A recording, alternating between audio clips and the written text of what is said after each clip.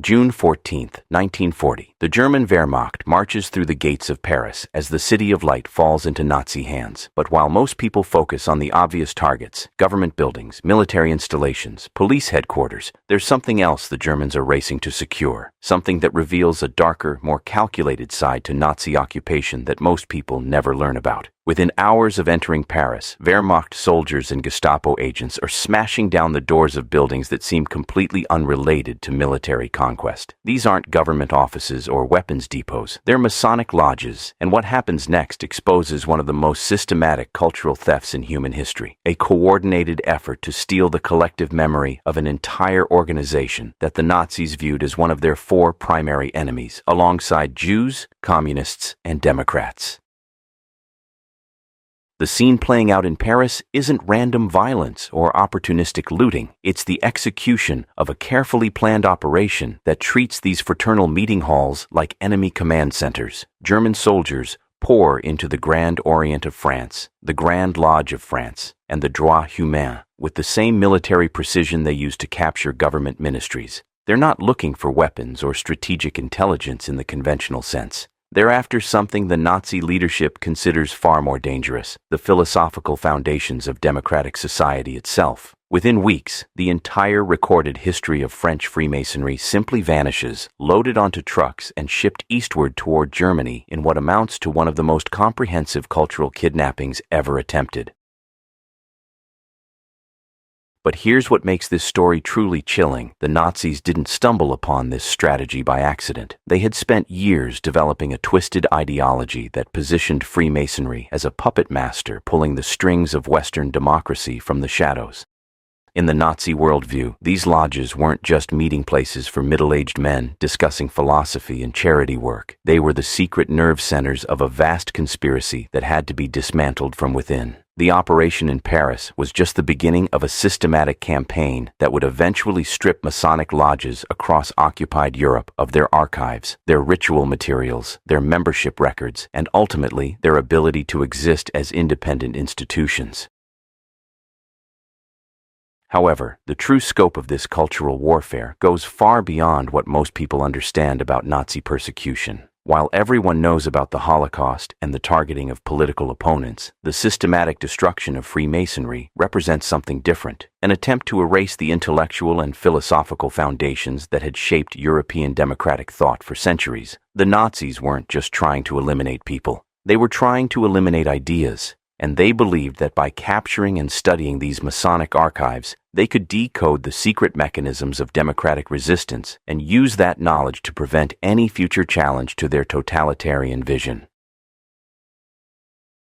What makes this story even more disturbing is the level of obsession it reveals within the Nazi hierarchy. This wasn't a side project or an afterthought. It was a priority operation that consumed enormous resources and involved some of the most powerful figures in the Nazi regime. Alfred Rosenberg, the party's chief ideologist, convinced himself that these archives contained mystical secrets equivalent to the alchemist's philosopher's stone. Heinrich Himmler, the head of the SS, competed with Rosenberg for control of the captured materials because he believed they held the key to understanding political networks that posed a threat to Nazi dominance. These weren't random acts of vandalism by undisciplined soldiers. They were systematic operations conducted by specialists, historians, and translators who approached their task with academic rigor and bureaucratic thoroughness.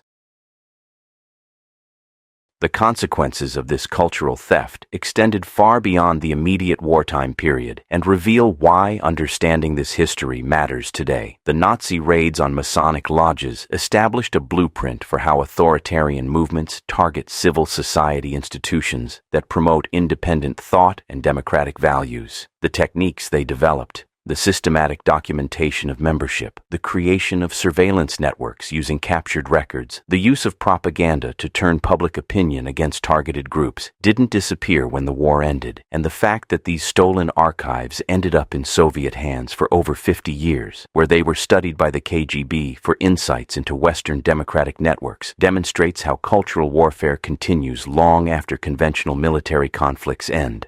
The story of these raids isn't just historical curiosity. It's a case study in how democratic institutions become vulnerable when societies fail to recognize the early warning signs of systematic authoritarianism. The raids began with military precision at exactly 6 a.m. on June 15, 1940, just 24 hours after German forces entered Paris. But this wasn't a spontaneous act of conquest. It was the execution of pre-planned target lists that had been compiled months in advance. The Wehrmacht and Gestapo didn't waste time figuring out where to go. They already knew the addresses, the layouts, and even the specific rooms where the most valuable documents were stored. The Grand Orient of France on Rue Cadet became ground zero for what would become the most systematic cultural theft in European history, as German soldiers systematically stripped the building of everything from 18th century ritual manuscripts to membership records dating back to the French Revolution.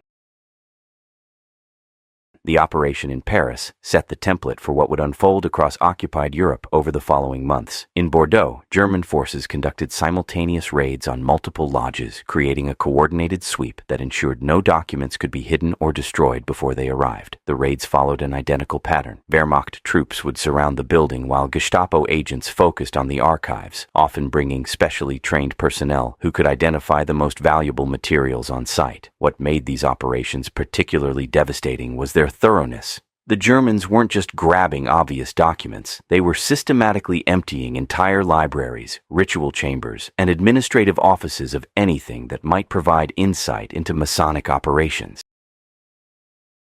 Belgium experienced its own version of this cultural warfare, but with a distinctly local flavor that revealed how the Nazi approach adapted to different circumstances.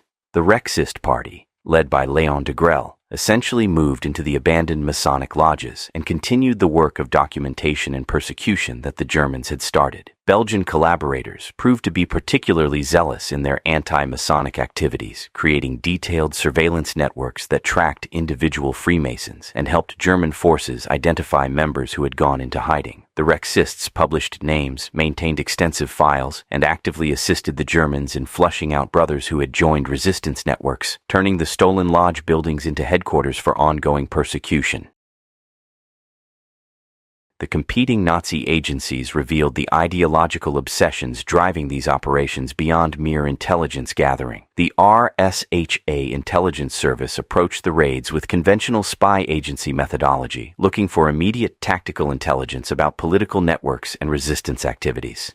But Alfred Rosenberg's Einsatzstab brought an entirely different agenda to the operation. They were convinced that these archives contained esoteric secrets that would unlock mystical powers the Nazis could harness for their own purposes. Rosenberg's teams spent enormous amounts of time cataloging ritual materials, ceremonial objects, and philosophical texts that had no obvious intelligence value, driven by his bizarre conviction that Freemasonry was fundamentally an occult organization hiding supernatural knowledge.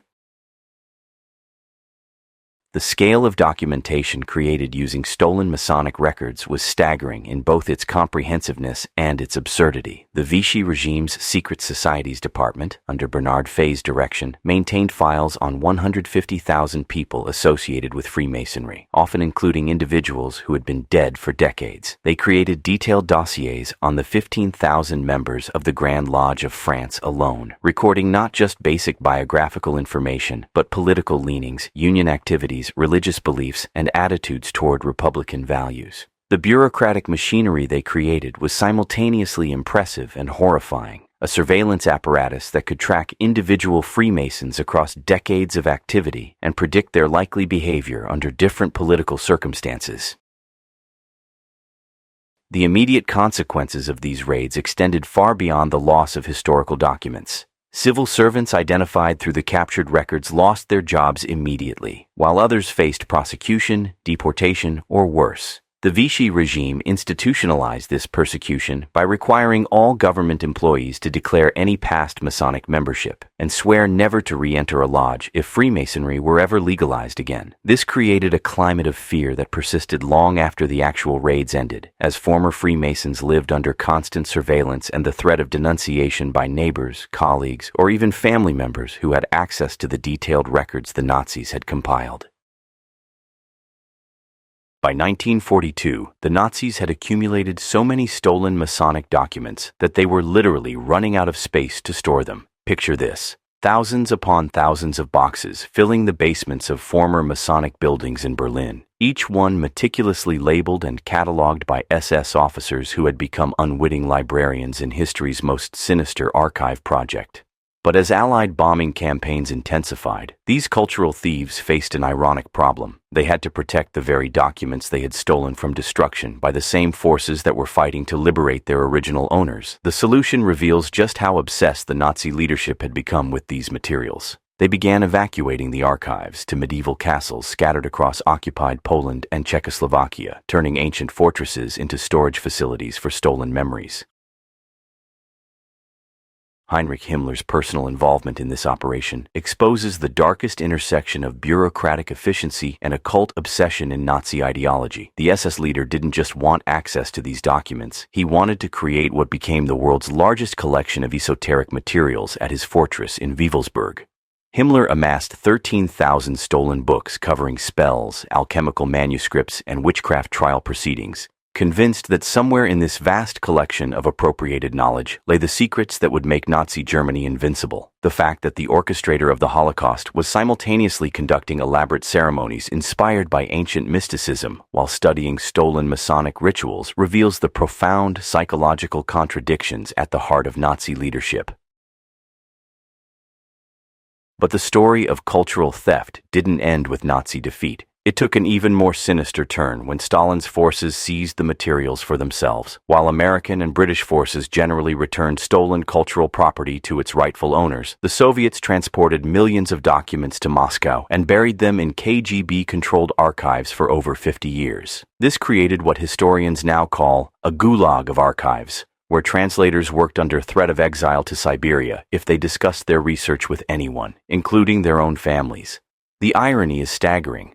Documents stolen by fascists to understand democracy were then stolen by communists to understand the very same democratic networks they viewed as threats to their own totalitarian system. The eventual recovery of these archives in 1999 provides the closest thing to a happy ending this story offers, but it also reveals how cultural warfare extends far beyond conventional military conflicts. When 750 boxes of documents were finally returned to French Masonic lodges on December 23, 1999, archivists discovered materials that had been presumed lost forever. 18th-century ritual manuscripts from lodges that included Benjamin Franklin and Voltaire, correspondence from the Marquis de Lafayette, and documents that fundamentally changed historians' understanding of Freemasonry's role in shaping democratic thought. The emotional reunion of these organizations with their stolen heritage demonstrates what's really at stake when authoritarian movements target cultural institutions. The systematic Nazi raids on Masonic lodges offer a chilling preview of how modern authoritarian movements operate. They don't just target people, they target the ideas and institutions that make independent thought possible. Understanding this history isn't just about honoring the past, it's about recognizing the early warning signs when civil society institutions come under systematic attack, because the techniques the Nazis perfected, turning public opinion against targeted groups, using bureaucratic machinery to create surveillance networks, stealing cultural heritage to erase collective memory, didn't disappear when the Third Reich fell, they just evolved.